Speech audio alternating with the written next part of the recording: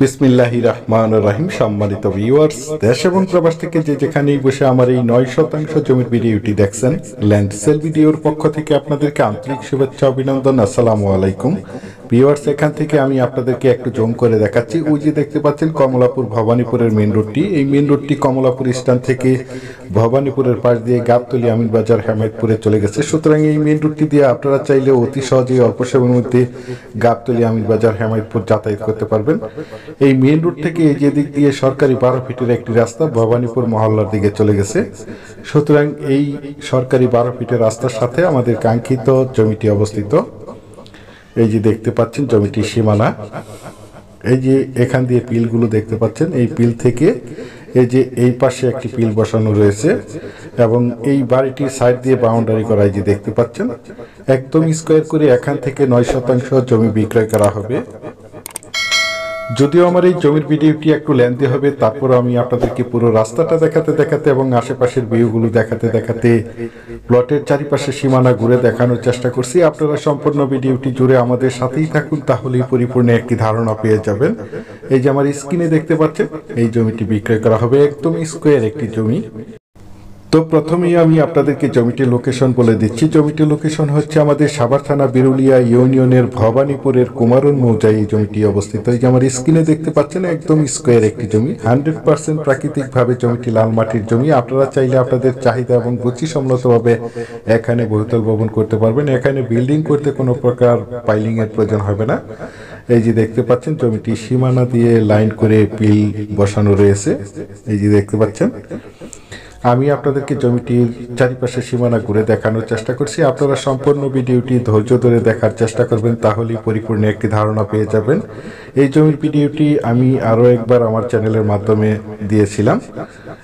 নেক্সটে আবারও নতুন করে এই জমির ভিডিওটি আপনাদের মাঝে তুলে ধরা হলো। এই যে দেখতে পাচ্ছেন এই পিল থেকে এই যে এই পাশে একটি পিল রয়েছে, এই যে দেখতে পাচ্ছেন।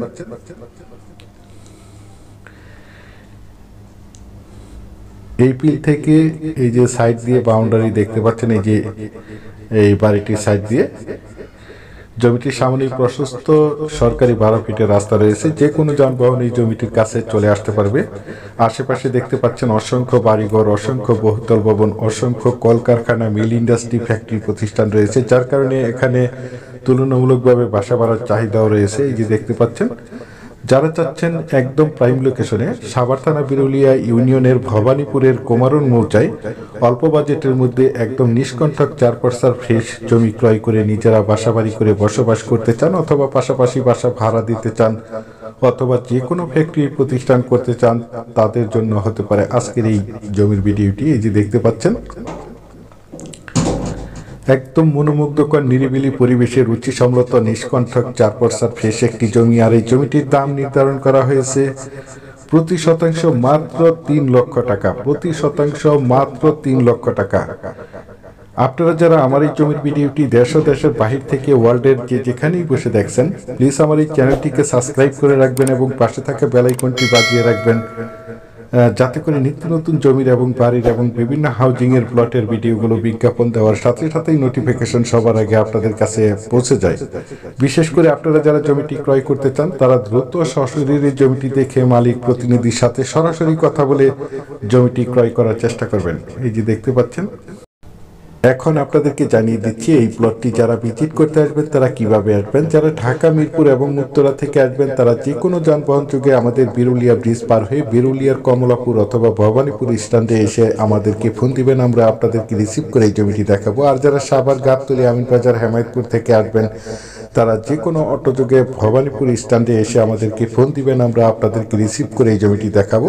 পরিশেষে আপনাদের সুস্বাস্থ্য এবং দীর্ঘায়ু মঙ্গল কামনা করে এবং পরবর্তীতে আমার চ্যানেলের নতুন জমির ভিডিও দেখার আমন্ত্রণ জানিয়ে আজকের মতো ভিডিওটি এখানেই শেষ করছি। আল্লাহ হাফেজ।